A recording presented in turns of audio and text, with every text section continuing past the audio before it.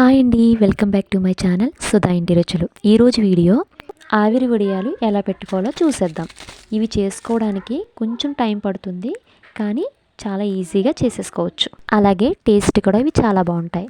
ఈ ఆవిరి వడియాలకి ముందుగా ఒక కప్పు రేషన్ బియ్యం తీసుకుని ఒక గిన్నెలో వేసుకుని నైట్ అంతా నానబెట్టుకోవాలి.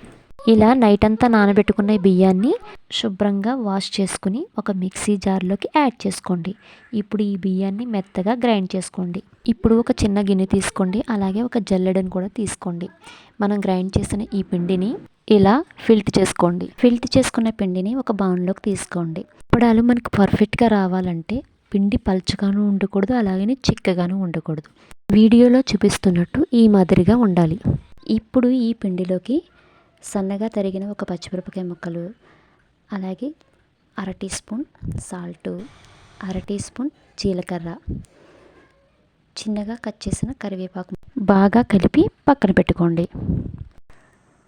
ఒక స్టీల్ గిన్నె తీసుకోండి. పలచని క్లాత్ కూడా తీసుకుని స్టీల్ గిన్నె కవర్ చేసి తాడు వేసి కట్టేయండి. ఆ గిన్నెలో 3 గ్లాసులు వాటర్ వేసుకోండి. స్టవ్ మీద గిన్నె పెట్టుకుని నీళ్లు మరిగేంత వరకు ఉంచండి. మరిగిన తర్వాత మరొకసారి పిండిని కలిపి వడియంలా వేసుకోండి. మూత పెట్టుకుని 30 సెకండ్స్ ఉడికించండి. 30 సెకండ్స్ తర్వాత చూడండి, చక్కగా ఇలా గరిటె సహాయంతో తీసుకుంటే చక్కగా వచ్చేస్తుంది. ఒక క్లాత్ మీద వేసుకోండి. మిగతా పిండి కూడా వేసిన ప్రతిసారి కలుపుతూ వేసుకోండి. ఫ్యాన్ గాలిలో అయినా ఈజీగా ఆరిపోతాయండి, ఎండలో అయినా ఆరబెట్టేసుకోవచ్చండి. అంతేనండి. Thank you for watching.